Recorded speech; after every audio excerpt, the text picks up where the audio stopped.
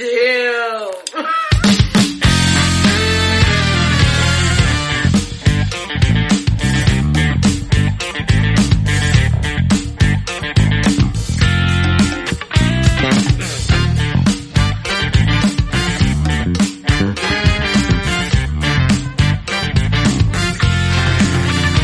Yeah, hello everyone, and welcome back to Final Gravity. We are on to Block 2 tonight, a revisit tasting episode number 2. Deuce! Number 2, tasting episode number 2. The IPA train. First real tasting episode. The first real tasting episode. First one. First of one. many. First of many. We're going to drink a lot of beer on the show. You damn right. That's how it's going to be.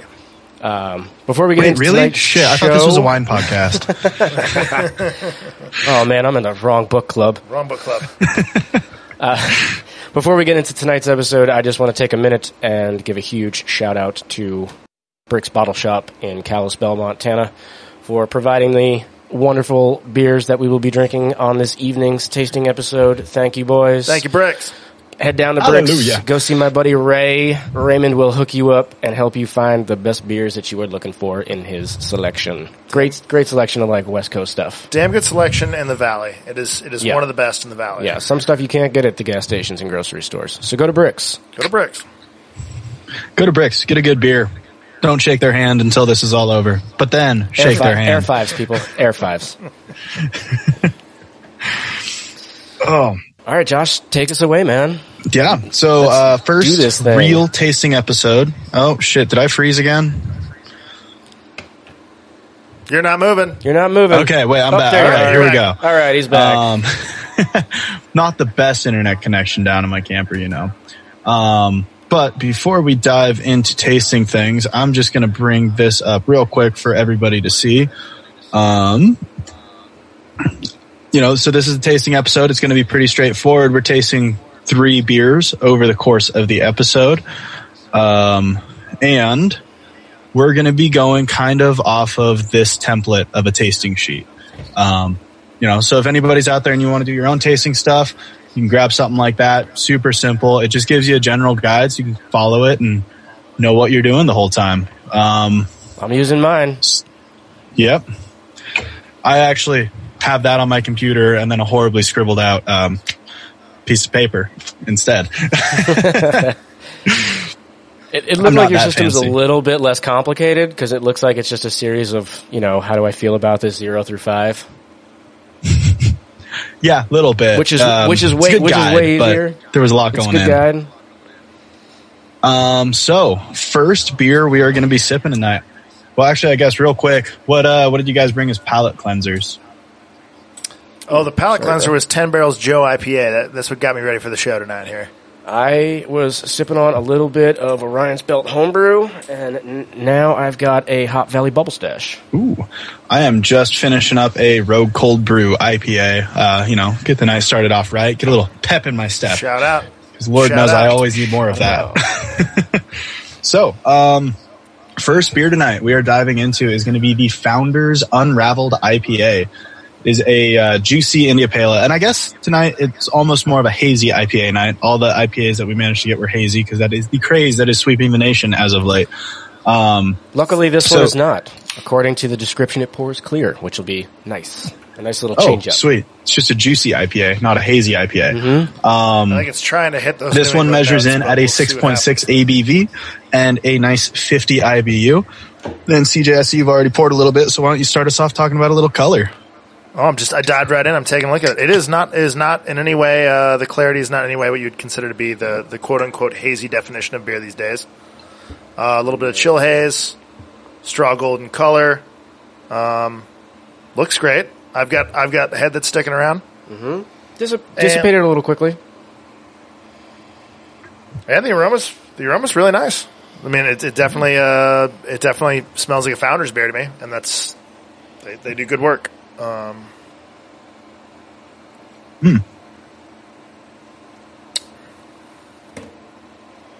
Diving in for a sip.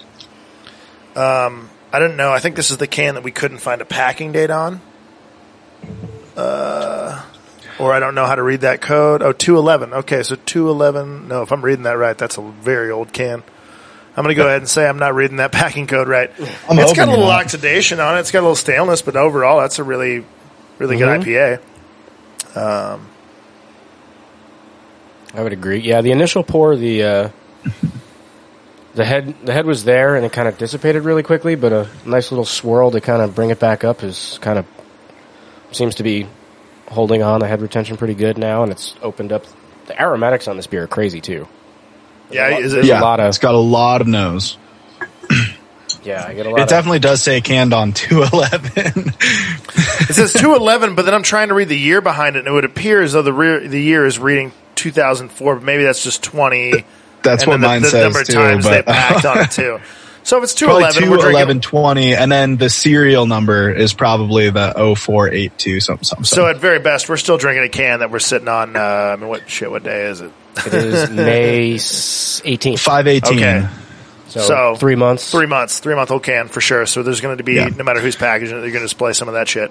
Yeah. I definitely pick up that oxidation just probably from sitting around. But not knocking. And yeah, for those of you, no. That's for those of you listening and not watching, this is a canned beer, not a bottle. All three of the beers tonight are in cans, not bottles or on tap. This is a because that makes a difference. Can. Anything jumping out to you guys aromatically or flavor-wise? That's a flavor that you want to stick around to this bad boy? There's a great cereal note in it, and that's not really an IPA thing. I mean, I think it's a display of a great IPA rather than just a good IPA. Not enough focus on the malt goes into things, but it's a little a little bready. Really nice bready cereal note in the backbone of it. And I get something that's like reminiscent of pear. But what I don't feel like is a yeast phenolic. I think there's something kind of juicy or reactionary in the hops that's happening there. I get something kind of like green pear or very soft melon kind of flavors to it. Okay. It's pretty tasty. Could that be like a touch of I did some research and I did some reading, so that sounds like after reading this stuff, you have to be able to make sure that you're using it in the proper context. Sure. So would that pear kind of thing would be like indicative of like a what is it? Oh shit! Or what the fuck am I thinking of? I just read this stuff earlier, and I kept it on my phone so I could make references to this. So that, like, when I do taste certain things, I can identify it with the proper off flavor that it, could potentially be. It's not necessarily an off flavor. There's just definitely some kind of a chemical formation to me that's giving me some of that kind of very, very juicy pear feel to it, and not in a acetaldehyde. Acetaldehyde, yeah, that's a chemical compound that usually represents itself as green apple, and can jump into pear. And it is considered to be an off flavor in certain styles. That being said, I don't think it's an off flavor in this. I'm just wondering if that's what's maybe. It could be. There could be a little bit of acetaldehyde that usually comes from, and I might be wrong, and I'm sure nerds out there will correct me if I don't have my books in front of me. But that usually comes from a stall in a fermentation process. Whereas there's also apple esters and pear flavors that can come from they can come from a Belgian yeast. They can come from a lot of different things. So. I don't think what we're getting is that, but I'm getting a lot of like green fruit flavors, which are always really pleasant in some of these New World style IPAs. So, go ahead. I get a very flowery, like you were saying bread earlier. I get that a lot on the back end, but the initial thing, it's almost like pinching the sides of my tongues with like not quite rose flavor. I'm trying to think of the flower that it would taste like smells. I can see where you're at though with rose or even like a soft lavender. It does on the sides of my mouth get a little soapy. And I'm not saying that as a hardcore detractor, but I'm getting some of that kind of almost geranium. It's got that very floral feel and flavor on the sides of the tongue, especially. Yeah. It's not quite grandma's perfume, but it's a flower garden for sure. Definitely. And I definitely pick up a little bit of like resiny flavors, probably because they use the lupulin, like the concentrate, so there might be a little bit more of like a resiny flavor to like the hop bitterness that I kind of pick up a little bit. There's definitely a little bit of oily texture there. It's kind of pleasant though. And honestly, the bitterness is really clean. Mm-hmm. It's a really balanced beer. It definitely doesn't linger in your mouth. It, you drink it, it's there for a couple seconds, and it kind of goes away pretty quickly. Yeah. I would certainly drink more of this. This is good. I would be interested to see what the absolute freshest can would look like. Obviously, as we know, our limitations here in Montana, we're getting packaging not necessarily first off, but for a beer that's been in can for 3 months, that's pretty tasty. Yeah, I'm enjoying it. With that. Go out and buy this and clear the store shelves so we can get some fresh stuff of this. That's all I say. Go to Brix, buy all the Founders Unraveled, and so we can get the fresh stuff in here. So we can get more Unraveled. Yeah. One more shameless plug for Brix. Unravel yourself while you unravel one of these beers in your mouth and become unraveled through the evening as you become intoxicated. I'm so glad that as you become you're going to be unraveled. saying unraveled in your mouth. I'm stoked about that. Unravel in your mouth. Unravel that beer right into your mouth. Overall, I mean, again, it's a good beer. It's a good beer. Yeah. Yeah. And I'm sure this topic, still pretty good. Being that it came up already, will probably be discussed on Plato too. But if you want to just give the audience a quick overview of what lupulin is, because that's used heavily. This beer, it's lupulin and traditional hop pellets. It's a combination between the both. Are you shooting that toward me? One of the two of you. Either of you could explain it better than me. So, and he'll do a better job than I will. Lupulin is so lupulin is the wonderful resin and oil that you find on hops to begin with. Lupulin concentrator oil is the commercial removal of most of the I guess we could label it non-essential plant material. It's the difference between smoking flour and smoking shatter. That's the best way I can always describe it. And thank gosh we're on an adult podcast where I can talk about it. It's a concentrate. It's a concentrate. It's a naturally made concentrate. It's usually by centrifuge or pressure, you're removing bract or plant material from the hops, and you're just leaving behind this very focused oil. And it's a really cool technique. But just like we don't know enough about hop growing these days, we don't know enough about really what it's doing. Or we're coming out with a really cool product. It's not for everybody. It's intense. It's it is a flavor punch. It is like pure MSG for beer. When we were talking about this the other day, when we were discussing the beers that we got and brought up all this information about lupulin, you were saying that it's not even exponential. It's if anything, it's reverse exponential? I don't know what that's actually called, because if you were to throw 22 pounds... Logarithmic, yeah. Logarithmic. If you were to throw 22 pounds of dry hops onto a beer, you would not add 22 pounds of lupulin to an IPA. Well, hell no. We've done it, and it produces some very intense beers. It's a product that... Not recommended. My always philosophy with everything is it's a product that should be... nuance is better than just shameless flavor. But it's a product that needs to be used with respect to how intense it is. And I clearly think they've done that here. This is a super drinkable beer. Yeah, I get it. It's, nice, light, medium body, Honestly, a lot lighter than I was expecting. Mm-hmm. Yeah, it kind of drinks like a West Coast session IPA, to be honest with you, which I think is maybe what they're shooting for. It definitely has some more tropical flavors and some more rounder or sweeter flavors than traditional West Coast IPAs. But it is a beer that is not sweet. It is not cloying. It's not heavy. It's not. We said this was coming in at 6.4. Is that what that? 6.6. 6.5. 6.6 for a 6.6 beer. Super drinkable. Super drinkable. Yeah. Crusher.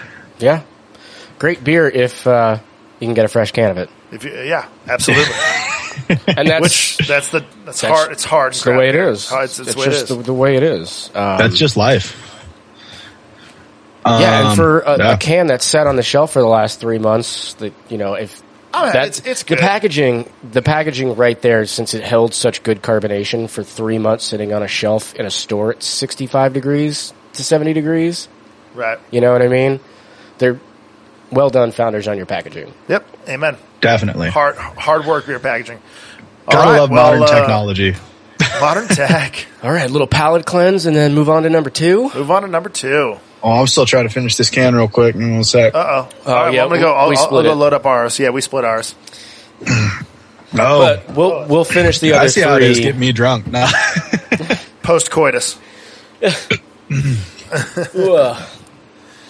Josh, talk to us about what's next on this list here. I'm looking at next on this list as I pull it out of my can that I refrigerator know here. There's a logo that I know here, a brewery that I know quite well. I did not. Oh, wait. Where'd it go? There you are. You hope that's never what she said. Where'd it So go? next there up you are. on the list here, we have from Hopworks Urban Brewing, the Untapped Energy Hazy IPA. And again, we got these in a can, but we got these one in the pounder cans, you know. Yeah. The Founders was a 12-ounce can. The Hopworks is a 16-ounce. 16 pounder. Yep. And packaged February 13th, 2020. Super cool Okay. shout out.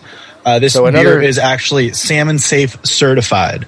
And CJ, I know you kind of looked into what that meant a little bit. If you would like to elaborate on that real quick. Yeah, I do. Especially because, and I can't remember if we introduced it, this block is going to focus a lot on IPAs, and thus when we get to the end of this block and we talk some more serious shit, this block is going to focus a lot on agriculture and how beer and agriculture work together in a positive way in our world. Hopworks Urban Brewery has been around the Portland scene for a long time, and being certified salmon safe, it's a really cool process, but essentially it means that a third party has deemed you a positive impact on your watershed and on your local water sources. And the nice thing is it's not as strict as, say, a B Corp or things like that, but it's broad enough to give people the incentive to demonstrate that they are respecting the resources they're using that we all share. So the fact that Hub has done that, I think I want to go out on a limb and say, and I didn't do my research, was they might have been the first salmon safe certified brewery in Portland. I think so. That's pretty neat. If not, no disrespect to the first one, but I know they're up there and kind of leading the cause there to be a positively impactful So you have brewery. a person come in that takes a look at the water that you're using and make sure it's not encroaching on the natural habitat of the salmon. Yes. I would. Is that what I'm understanding? I just want to make sure I'm understanding. They're looking at usage and what you do to recycle, and they're looking at breweries, like kitchens, like anything else, are naturally we dump waste down the drain. So they're looking at kind of how you kind of take a look at your processes and make them more environmentally friendly to the area around you. Right. Awesome. Yeah. Way to go, Hub. Yeah. So just to continue, looking at the label a little bit before we dive into the taste, kind of forgot to do that on the last one, but just compare them real quick. The last one, it's more that traditional fully wrapped can. That label is definitely like theirs. Whereas this one, it's, that kind of label stuck onto a clearly blank tin can. But also along the side, they do list they are a B Corp, which is, for those who don't know, noticed that. It's essentially just what we were looking at. Yeah. Yep. It's essentially a 1% from a charitable organization, but it's still for profit. It's not like a non-profit, but they give back enough that they can be considered a B Corp instead of just a Corp. They give back 1% for the planet, which is awesome. And they just have that list of things. Super simple design. I love the pyramid. Reminds me of Pink Floyd. I was going to say, that was going to be the comment that I was going to make. It's like, I love how simple the artwork is. It's clean, but it's really attractive. It reminds me of Pink Floyd, man. Dark Side of the Moon right there. Through the prism. Let's open this bad boy up. Crack this open. It's, again, 6.5, so 0.1% less ABV than the last one. And, again, 50 IBU. So, same IBU as the last one. Same supposedly. IBUs. A little bit right around the same alcohol. Oh, yeah, you can see on the pour that this is like cloudy. Easy. This is cloudy beer. This is a cloudy beer. Like fucking pineapple juice cloudy. Oh, look at that pour. Is that not just perfect? Nice. That's a money pour right That's there. a money pour. Oh, yeah. Shout out Pour Decisions for the dope-ass glassware we're using this evening. Hell 2 out of 3. We'll get you a glass, CJ. We'll get you a glass. I'm repping the OG Great Northern Tulip here. Oh, yeah. So Hell yeah. fuck I feel good about my Great choices Northern right now. Oh, man. Right on the nose. So, I get so much pineapple. Right off the bat.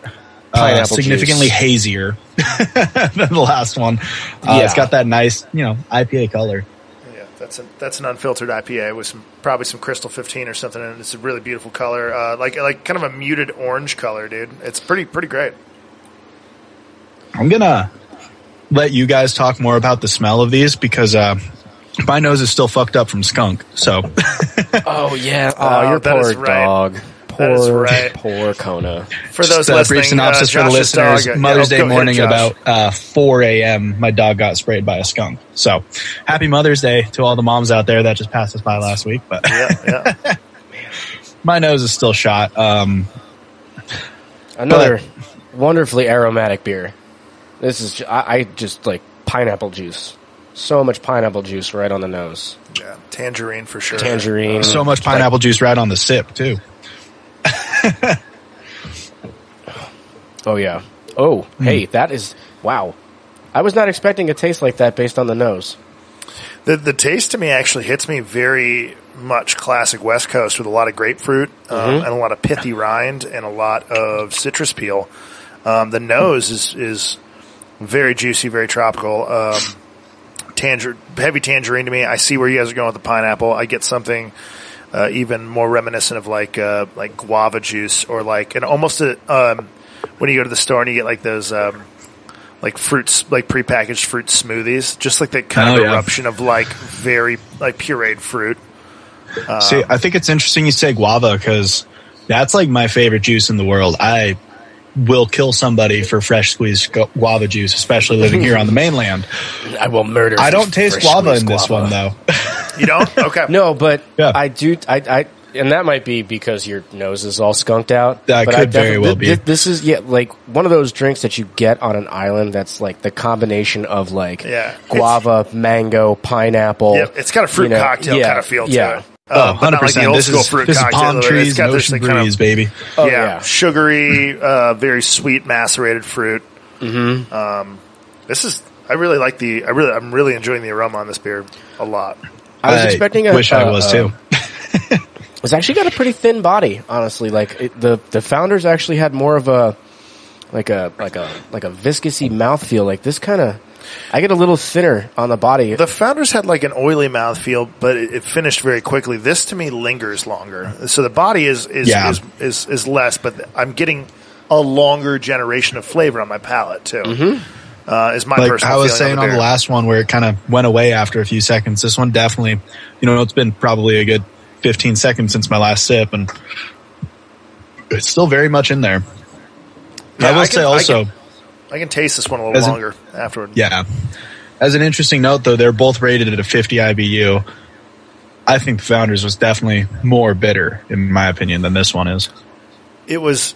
I agree with you, and I agree with you. I know we're going to get into this as we keep talking on this episode. And again, to keep the listeners informed as to what the episode's kind of going to be geared toward. It's going to be geared toward about a better understanding of the IPA and or this block, excuse me. And the IBU comes into context with that a lot. So as a quick segue, we can lead into just talking about the differences in the beer appearances themselves and how they were built. Leads to a lot of different impressionistic bitterness. I totally agree with you, Josh. The Founders is way more bitter, but it's not an aggressive bitter. It's a very clean bitter on the Founders. This one is just, it's being backed up by a yeast presence and a very tropical aroma and fruit feel that kind of softens this beer a little bit. And I would wager to bet this is a tiny bit sweeter overall on the gravity scale than the Founders beer. So, which might be, again, contributing to that perceived difference in that 50 IBU mark. This beer to me drinks. I like the way this drinks a lot, and I've been pretty anti-hazy throughout my time. I like the way this beer drinks a lot. I'm thoroughly impressed because how many times have we had conversations about this decade-long IPA craze that has swept the United States, and we will definitely get more into this on Plato 2 when I talk about my angst for the IPA and the IBU. But I think Hub did a really nice job with this beer. Holy crap. I'm a fan. Was this another one that used lupulin? Yes. Yeah, you know what? I'm pretty sure that's why we picked this one out, was because of the lupulin usage. Okay. Because we didn't actually realize the Founders did when we were picking the beers out. Oh, so maybe the Founders we knew, because he told me in the store that one specifically, that's why they call it the Unraveled. It's either this one or the Freemont, but one of them doesn't claim to use it. So I'd be very curious to see if that's the case. Are you Googling it right now, Thomas? Yes. I think.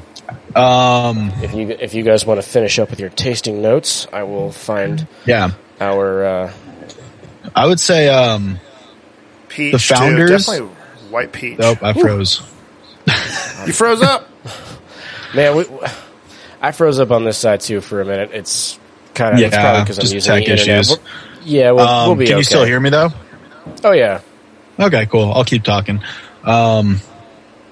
The Founders to me is more of a, have with dinner or maybe after a day of work type beer. Have one or two of those and just enjoy it with a little fried chicken or something. This one, I want to be eating fucking Hawaiian mixed plate sitting on a island beach on vacation. Yeah, I feel like. Or like out on a sailboat. Pork and pineapple. This is like a day off beer. Yeah, this is a day off. The other one is like an after work This is a beer. water beer for sure. This is on the beach beer.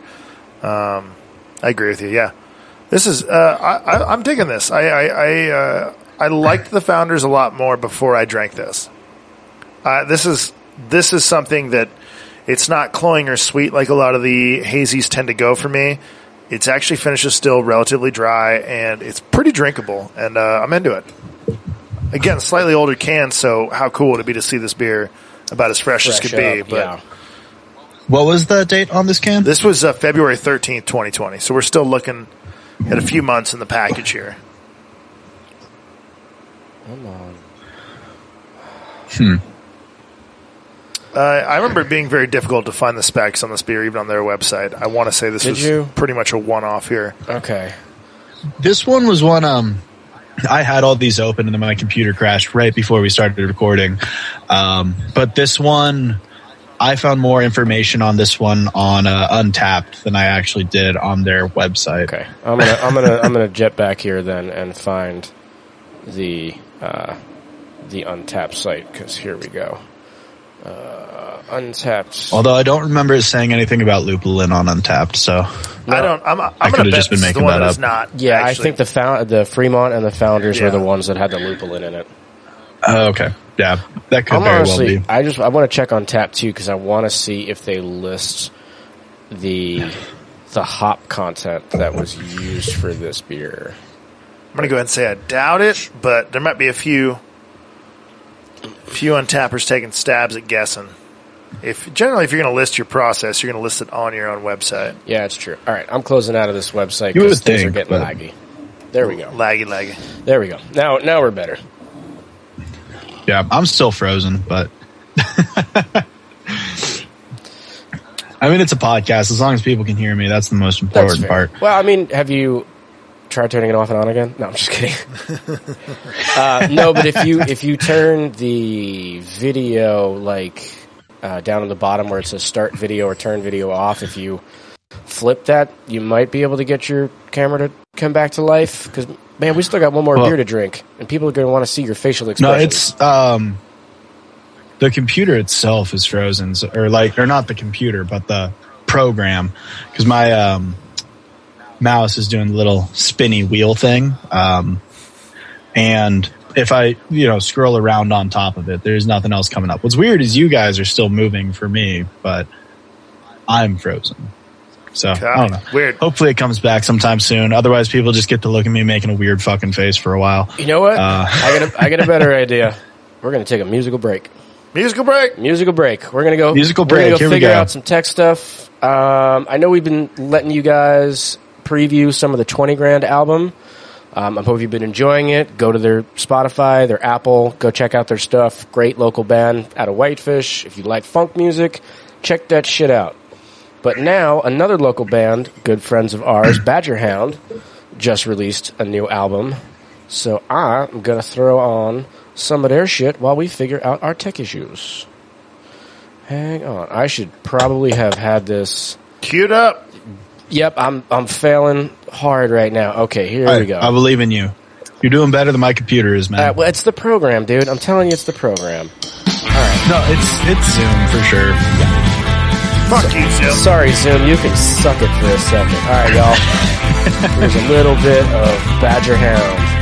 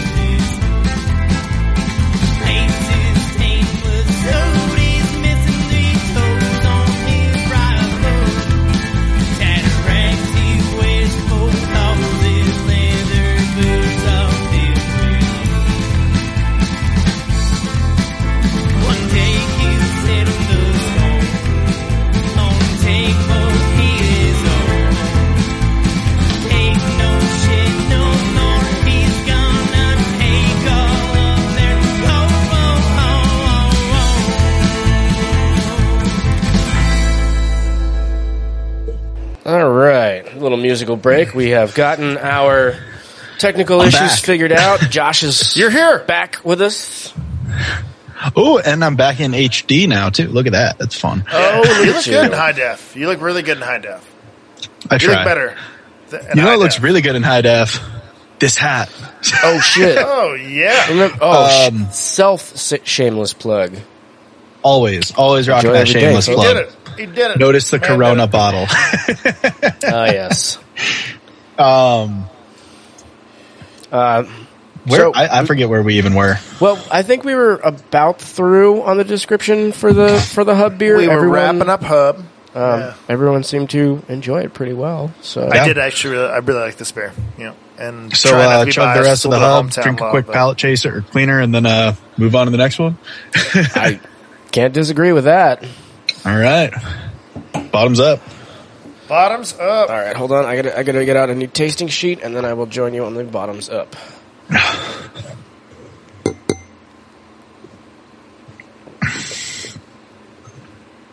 I will say, chugging hazy IPAs is not my jam. Oh yeah, wow, that hurt. Wow, that just like did not that. Sound good. That did not sound good. You should get that looked at. That sounded like a lot. Yeah. What can I tell you? I don't know what to tell you, man. Woofda. All right. Woofda. Moving on. Oh, God. Hit my table. Moving over to my fridge real quick. Get into this Freemont beer. You know, to those listeners out there, benefits of living in a camper. Sit right next to your fridge when you're recording a podcast. Perfect. Benefits of living in a house. My refrigerator's right there.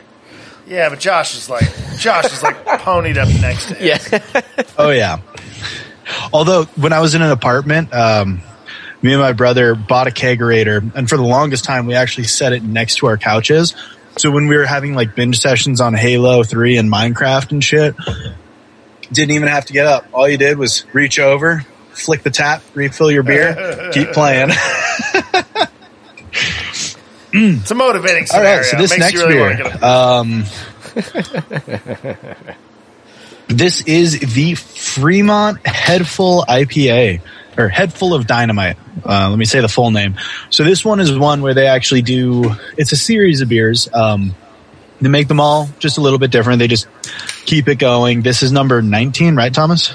Yes, I believe this is version 19 according to the artwork. Is when I did the research to figure out like some background on this beer, they do have a different version. For each version, they change the artwork.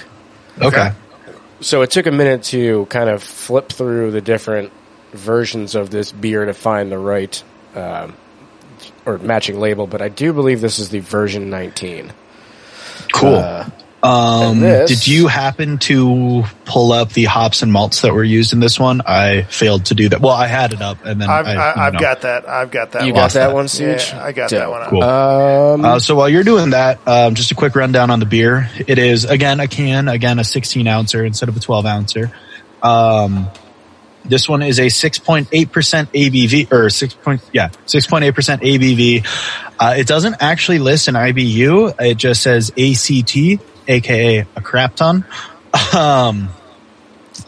Again, just to talk about the art real quick, I actually love the art on this. It's just kind of a wrapped can, similar to the hub, but it's got this cool kind of reflective blue, purpley, weird, almost looks like muscle sinew kind of cruising across the can in weird shapes there. Or like an old Beatles yellow submarine movie. Like an LSD trip. Yeah. I love the artwork. I think my favorite artwork out of the three cans that we've seen tonight.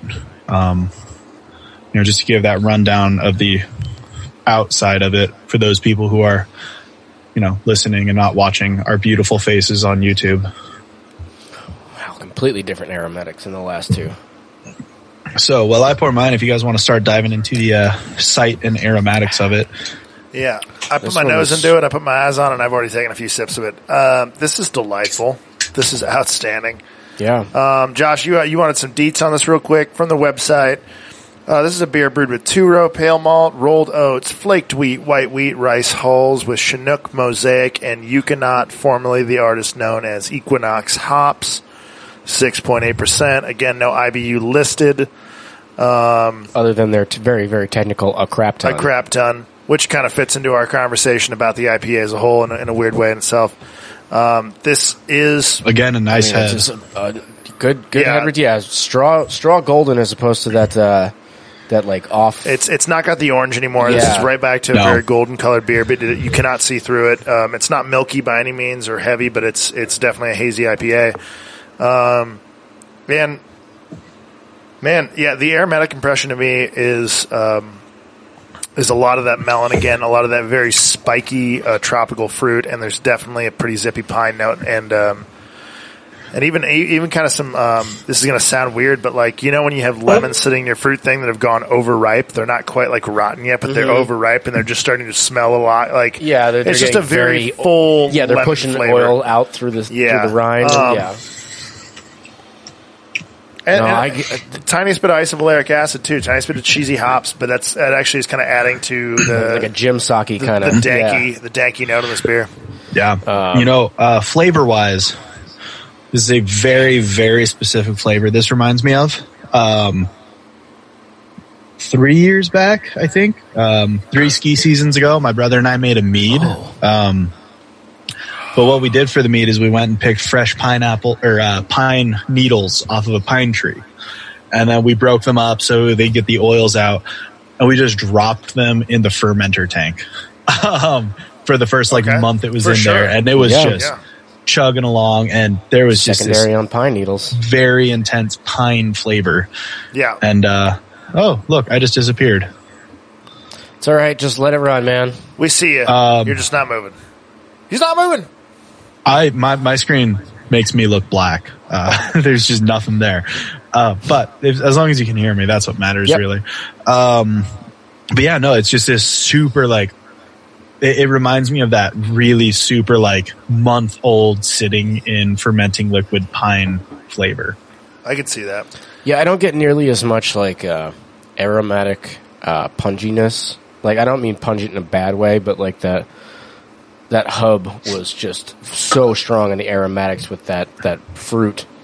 You don't think this is as intense? Because I think I don't think this one is nearly as intense as the hub. Okay, I mean, I still get a lot of the same. I'm on the other end of the spectrum, whereas hub was very fruity, and for this is citrus and pine all in the nose. Well, no, that's what I mean. Is I still get I'm back.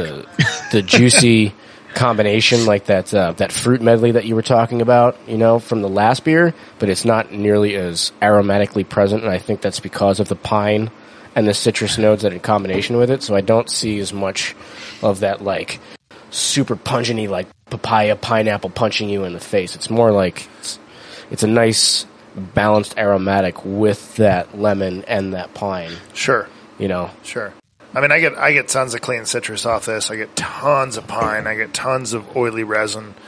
I do get those melon notes and things. I don't know. This right now, I kind of feel like I'm dragging the best of both parts of the previous beers into this beer because this is my jam. If it's going to come to a hazy IPA, this is my jam.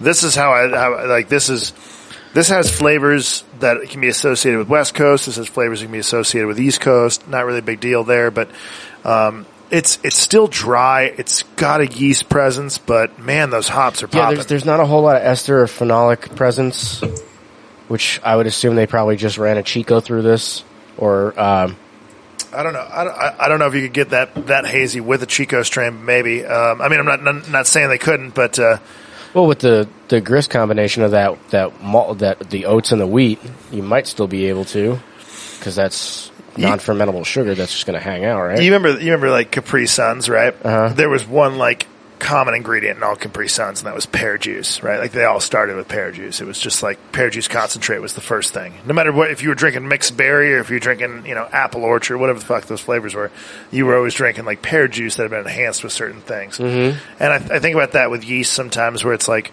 this could be a very low ester producing East Coast ale yeast that just kind of gives that baseline fruitiness that's needed to tie everything else together. Okay, yeah, okay. You know what I mean? Yeah. So even making hazy IPAs or making these more fuller flavor juicy IPAs, when you find a way to work with your organism, you can kind of create this glue or this texture that kind of helps everything come together. Because what I'm getting at, like this beer is not pulling punches for me on any flavor notes. Like it is very clear on what it is, and I'm actually based upon, and I enjoyed the previous two beers. I'm enjoying this one a lot. This is good, and I'm getting a lot of bursting aromatics out of it that are pretty crazy. Go to Brix, buy some of these. Go get a handful of Dynamite. This is super tasty, dude. Josh, your thoughts on this? I love this beer. I love the flavor behind it. Unlike the other two, I don't know when or where I would be drinking this, right? Like, I think it's a very well done hazy IPA, but I don't think it's something I would, like, I don't know when and where I would want to buy it and taste it besides on an episode of Final Gravity, right? Yeah, this is something I like. Yeah, this is a drink at the brewery kind of beer for sure. Yeah, this is like you go to the brewery to taste their beer and you drink this and you're like, damn, they know how to brew. You imagine getting this fresh off the tap? This is not my wind down beer by any means. This is my getting rowdy on a Saturday beer. Yeah. This is like, the start of you boys want to go to Freemont and get fucked tonight? This is like the start of 4th of July, 10 a.m. The brewery opens up. You go and pound one of these and then you get fucked up and don't remember the rest of the day. I'll take 2 pints, a head full of dynamite, and I'm out of here. The name is Head Full of Dynamite, and the beer is living up to its name there for sure. This is gonna fire you the fuck up. I can tell you though, Josh, I would say that Unraveled would be like a fishing camping beer. Yep. Hub would be an island beer, and Fremont is exactly what CJ said. Like, we're going out drinking tonight. Let's go get a couple of head full of dynamites to start the night off, and this is that drinking. Turn on. Yeah. For as intense as this beer is, and obviously we don't.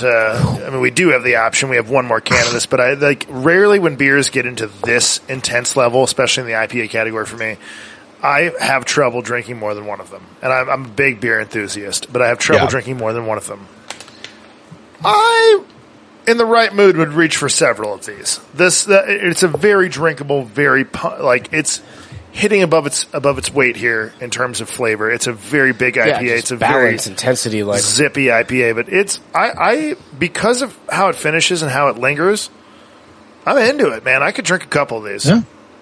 And it's 6.8%. You certainly could. That's good. Yeah. Another thing I found interesting, I just did a quick Google search. Oh my God, group chats suck. Just the map of the tongue, because I was struggling to remember which sections taste what. Because I know I've said on the first one, it was kind of the floral up front, the bread on the back. The second one, I tasted a lot more with the sides of my tongue. And this one, again, it's a lot more the back and the front. I agree with that 100%. The sour notes, those tropical sour ish fruits, sour gets tasted on the side, and this doesn't have a lot of anything sour. You get the bitter on the back, salty on the kind of outer front. I'm going to disagree with that. Just I on definitely the tip. get a side of the tongue. Yeah, off this beer. I definitely get a side of the tongue kind of later. Interesting, because not initially. I don't really get a lot of side of the tongue on this one. Not initially, but as I don't get a lot. It starts to wind down. I do get a little bit of what's the word I'm looking for? Like tingle on the side of the tongue. I feel like there's going to be so many jokes made from our listeners, our 7 listeners after this episode for just us talking about the tongue. I feel we went from tongue tingling to unraveling in the mouth. It is not as much. No, we started with the unraveling in the mouth, then we moved to the tongue tingles. Then we moved to the tongue tingles. Probably the proper progression of that situation. The Hub Brewery had more on that side of the mouth feel. The Hub Brewery had more of that to me. Oh yeah, for sure. I'm just saying that I definitely this beer hits on all seven cylinders. It's definitely right up front on the aromatics, and it's definitely quaffing on the back with that very clean bitterness, West Coast bitterness that you come to expect from Fremont. And yes, this is a hazy IPA, but it definitely still dries out and it drops out, and the flavor is just kind of left to subside on your palate. I'm glad that I got to try this because the beers that I've been introduced to from Fremont have all been the 22 ounce or the 750 milliliter bottles of their dark barrel aged beers. Mm-hmm. You know what I mean? So for me, seeing that was one of the main reasons why I grabbed this. I was like, I've only ever had like dark barrel aged beers from Fremont. I would love to see what their ale game is like. For lighter. I'll tell you, their ale game is huge, and their packaged IPAs I think are up there with some of the big hitters, Firestone Walker, and they package very well. They brew very well. I think Fremont Lush IPA is one of their flagships, and it is definitely top 10 of that size, West Coast IPAs for me right now. That's a reach for at the store. So, I'll tell you that, I've been impressed with Fremont for the last 4 or 5 years. I think they kill it. I just think they kill it. Then, and of course, all these breweries, any brewery out there working their ass off is killing it, but they do a very good job of putting quality hoppy beer in a package. They really do. And also, I will say this is the newest beer we drank tonight. Is that where we're at there? This is the freshest one, too? This was February or March. This is 3/12/20. 3/12/20. Yeah, both so the other two were in February. We had a month up. We got a month up on that one. An important note, but even still, I mean, shit, at a 2-month-long packaging time, wow, this beer is drinking it held its own fresh. I've got to say, like, across the board for all 3 of these beers, for how long that they have sat, like, other than the Founders that had a very minimal stale taste to it, every other beer has lasted on the shelf. So kudos to Fremont, Founders, and Hub for your packaging.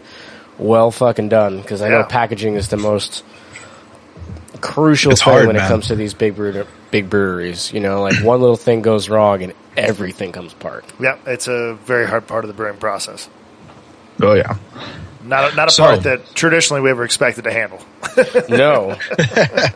So an important question, I think, to summarize now that we've tasted all 3 beers. You walk into a supermarket, you see all 3 of these on a shelf. Which one are you taking home with you? Provided I keep myself to my regimen of only buying one type of beer a day. If you could only pay, you have enough money for 1 6-pack. I'm going to go ahead and give that to Head Full of Dynamite. I am with a close second to Hub and Fremont. Founders. You were not far behind, but Fremont Brewing, Head Full of Dynamite. That's the beer I'm buying. I would say if you see any of these 3 beers on the shelf, you need to try all 3 of them. But if you really want one, I got to side with CJ. This Head Full of Dynamite is just incredible. Like that's my pick for the night. Fair enough. I'm actually in opposition of that. I honestly, I think easily first choice for me is the Hub. Okay. But then again, I am the guy with the Corona tin hanging up in his camper trailer that he lives in. I like that tropical. I like that island sunny day vibe. And that brand new palm tree logo that's going to be released soon to the public. Keep your eyes peeled. It's into print right now. Stickers are getting made. But then second up, I'd actually put Founders. If I could get a newer can of it, I'd pick Founders over the Fremont. Just because. What is it about the Fremont that has put these other two beers over that? I love the Fremont. I think it's super flavorful. I generally look for beers that, so if I'm going out to drink after work, because for me, when I go out to drink after work, it's usually after a long day bartending or something of the sort. I look for stuff I can sip on all night. I don't really like getting, super. If I'm looking for that super pungent flavor that I'm going to taste the next fucking morning when I wake up, I'm drinking whiskey, not beer. So I love this beer. I think it's exceptionally well done. I'm just a lot less likely to reach for a second one of these than I am either of the other two. Fair. Right? That's fair. Yeah. Yep, I love this. Fair. I think it's an amazing beer. I'm not trying to knock on Fremont at all.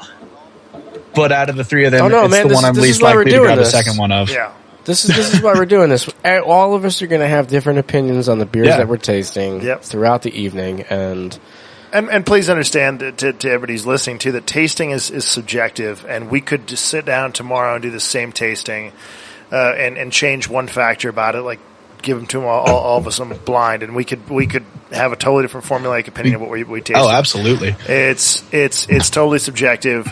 Or even just tasting them in a different order might change the way we feel about them. Might change everything.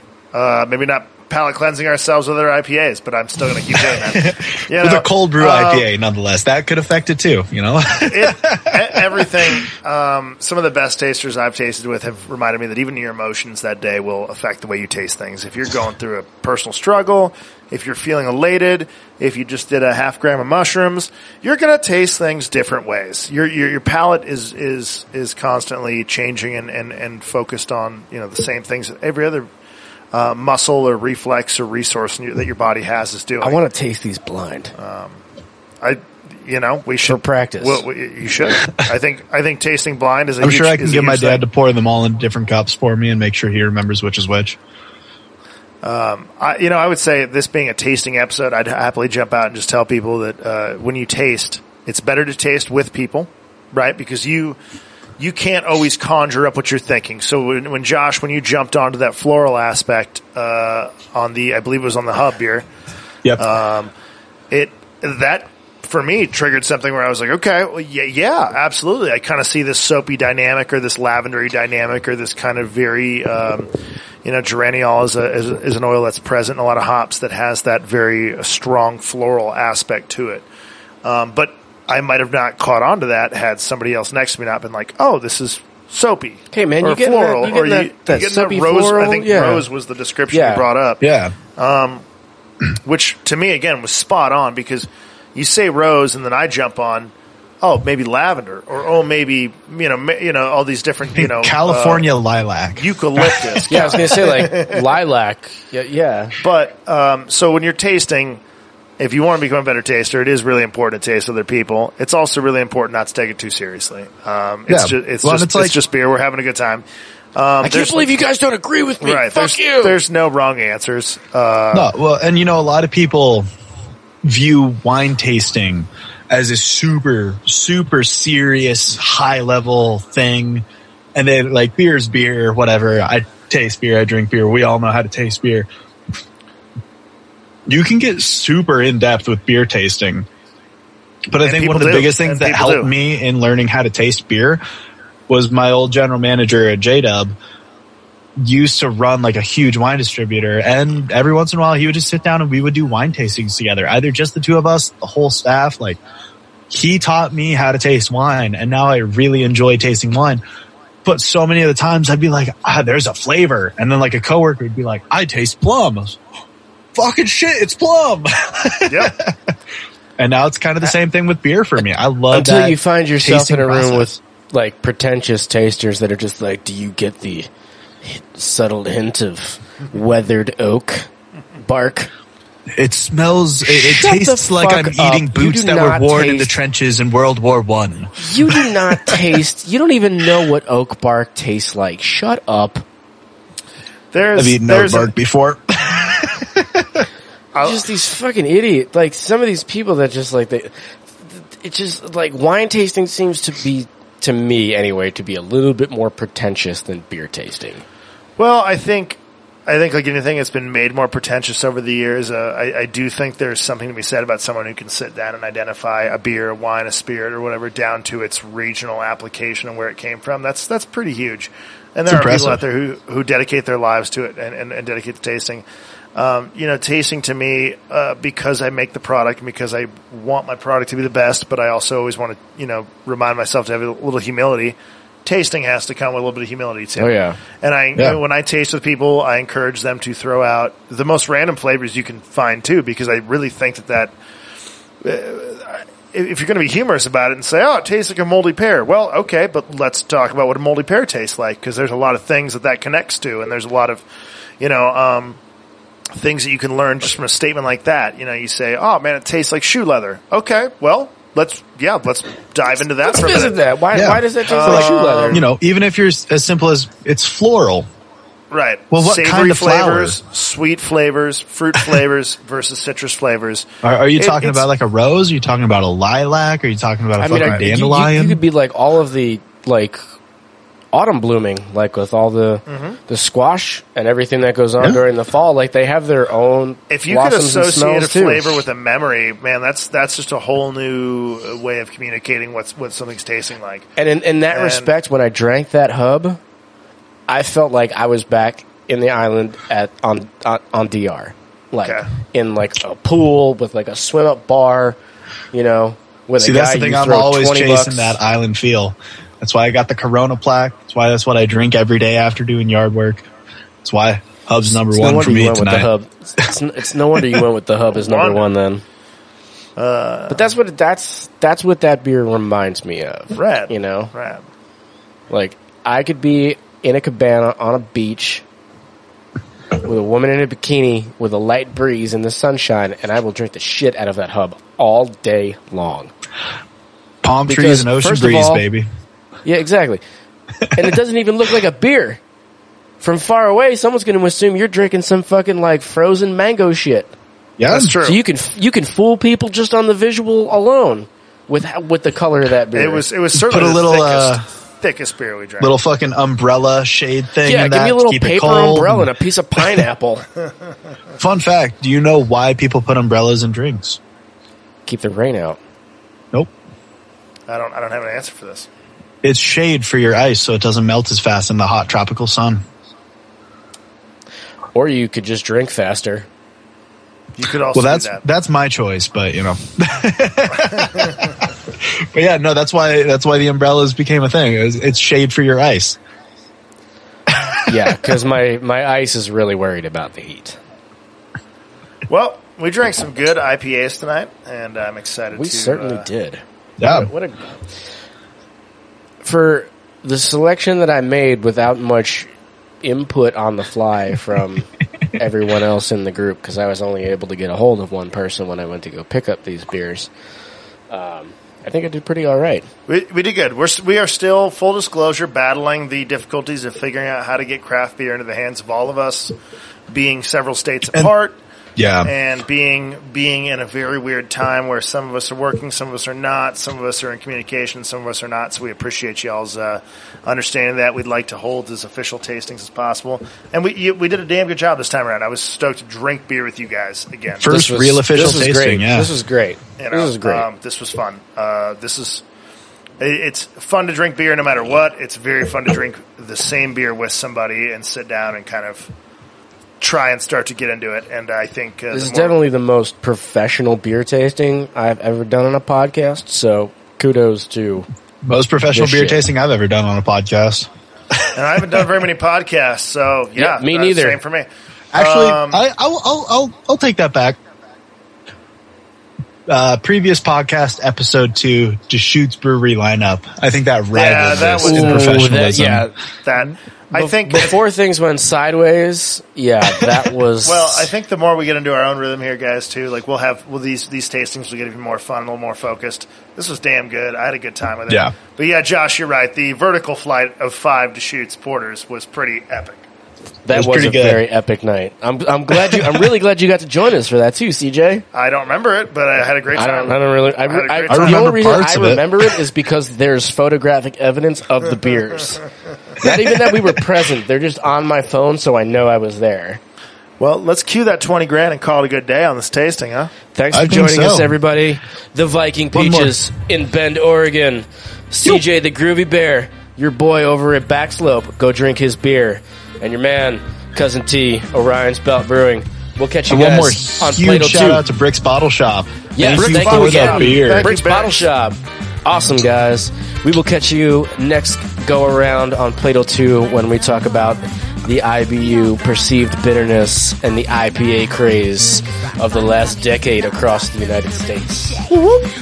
Yeehaw. We'll catch you guys next time. Thanks for tuning in. And once again, I always want to remind you guys, thank you for listening. Thank you for tuning in. We can't be here and doing what we're doing without the support of our listeners. Thank you. Thank you, guys. Do the liking, do the commenting, do the subscribing. Do all the things. Spotify, wherever you're listening. Listen, who cares? Yeah, we appreciate it. Yeah. Enjoy 20 grams. Deserve.